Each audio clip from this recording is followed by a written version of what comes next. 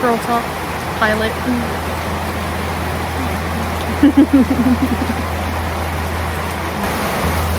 What's it like to walk America as a woman? Not as scary as you would think.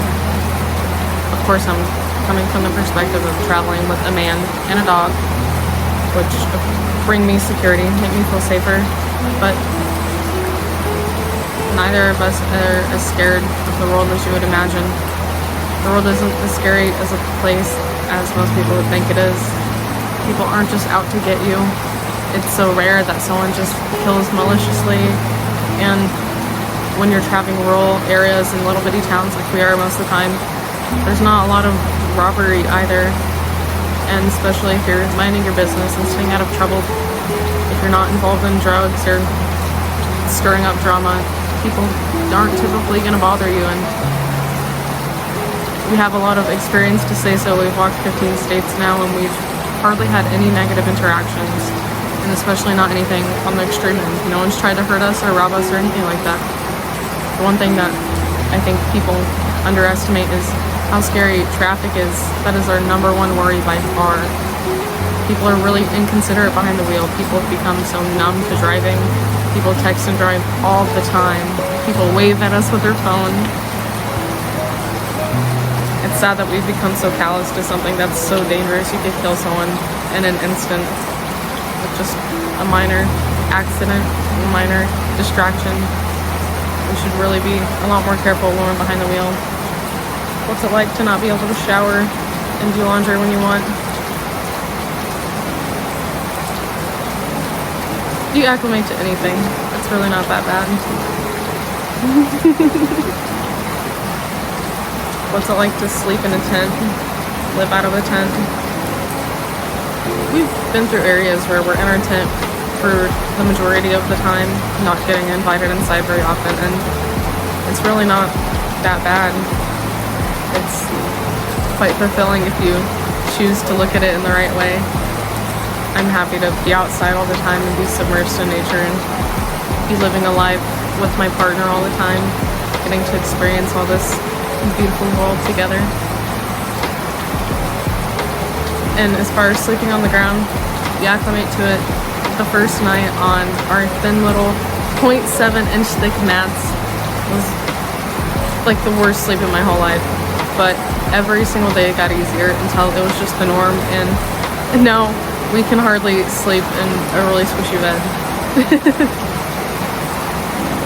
I think too many of us underestimate how much we're capable of mentally, how much we can get used to. You can get used to living outside, you can get used to the hot sun, being sore all the time. And it's not that you just stop feeling it, you look at it in a different way. You don't see it as being so horrible. You can just not be bothered by it and see it as sensation, or you can see it as something that's making you stronger, or maybe it's giving you a new reference point. If this is the hottest I've ever been, now it'll make every other hot moment look not so bad. I look back at the hardest days that we've been through, and I look at those days and I think about how much stronger they made me. I'm thankful for the hard times, and if you keep that in sight in those moments, the hard times aren't so bad. Do we miss comforts and being able to just lounge around a house sometimes?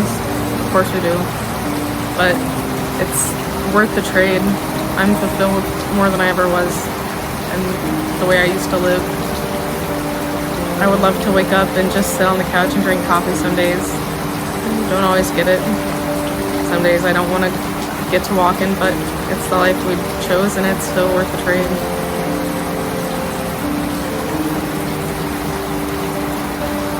More than almost anything, I miss having stable people in my life, having family and friends that I could talk to regularly or see even at least once a month.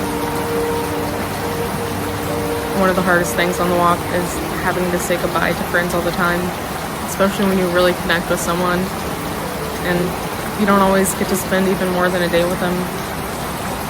It's hard not having someone to talk to, someone that you feel comfortable around and you can just let loose, someone who you feel like knows you.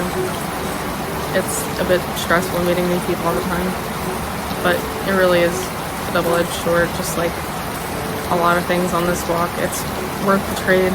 I get to make so many friends. We meet a lot of really, really great people. Just sad when you have to say goodbye.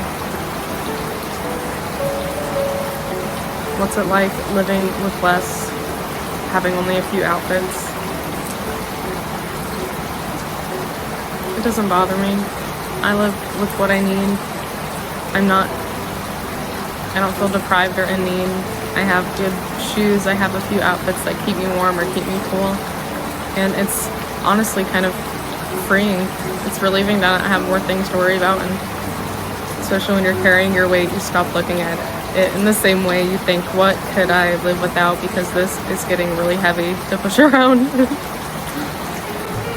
One thing I struggled with a lot more in the beginning of the walk was socializing. When Torrin and I first met, I could hardly talk to a stranger. I was nervous to order my own food.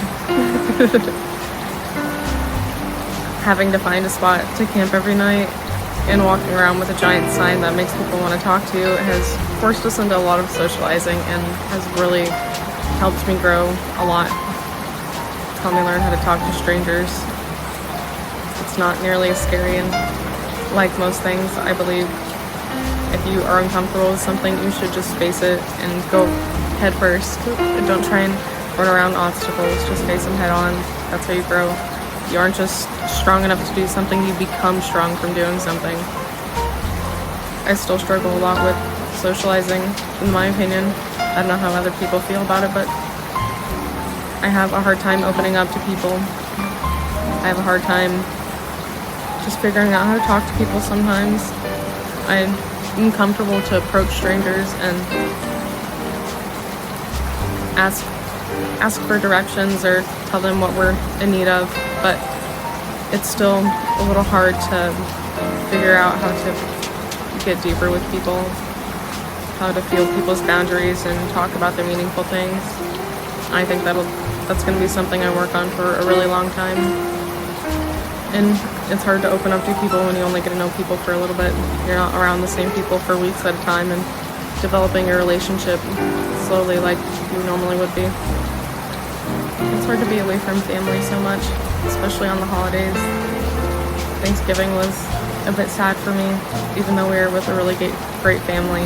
We were really thankful to be there. They were so welcoming, and it was nice to just be in a familial environment where there's people in and out, and the grandparents, the kids, and the grandkids, and lots of food to go around. It was really great, but it made me miss my family. I have a really big family back home.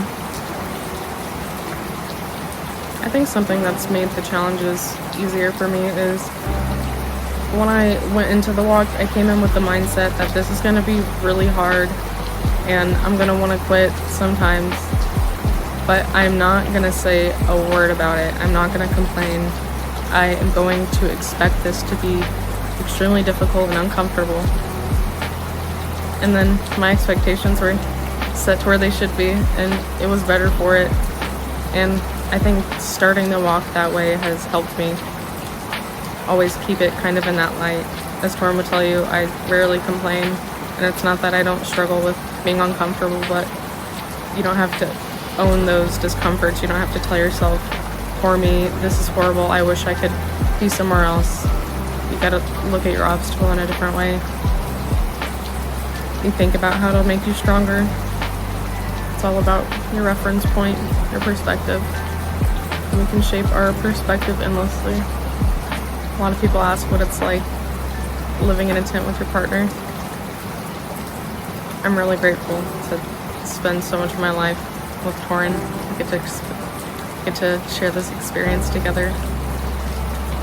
It is a bit difficult to not have alone time, and when you're having struggles in your relationship, if you're ever fighting, you can't just go hide in another room or have alone time away from each other. You have to figure out how to face it head on. You gotta learn to communicate and talk things through. Never go to sleep angry. We've learned a lot about each other, and for whoever doesn't know, we started the walk as boyfriend and girlfriend. walked for 6 months, went home, got married, and then kept walking.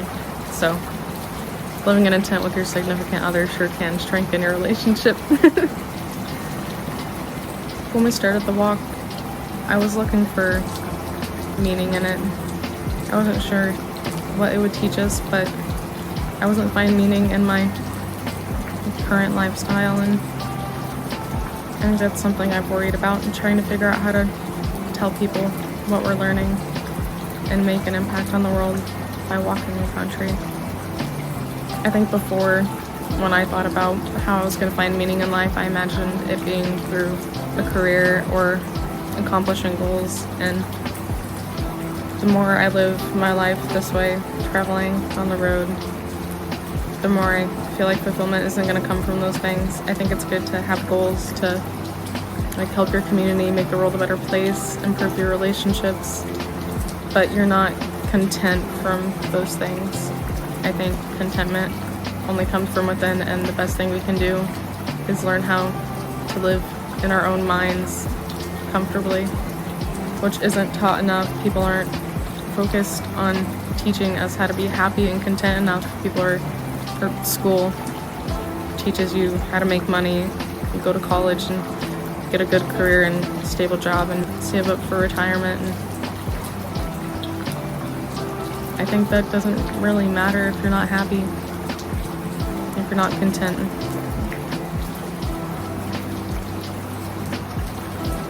Do you pee outside? Yeah, I pee outside a lot. No, it's not that weird. You really just get used to it. It's never a big deal. You just have to worry about being behind a big enough tree to hide you. One thing I love about the walk that I think was maybe the obstacle itself is the constant change, the unpredictable tomorrow. It's a little scary at first, not having any idea where you'll be or who you'll meet or what's going to happen in a day. And you might have 100 things happen in a day, living like we are right now. And at first it's a little scary. You can't predict it, you can't control it, you can't secure it. But now that we've learned how to let go into it, it's really freeing. It's exciting not knowing who you're gonna meet. And once you realize that it's gonna be okay, you're gonna find somewhere to sleep. It's freeing to not have to worry about that either. I'm happy to not have a bunch of materials to worry about. I'm thankful that we got rid of so much of what we owned and just saved a few of the essentials in storage, and for the most part we just carry what we need to survive right now. It's less stress to hold in your mind, and I think we're healthier for it.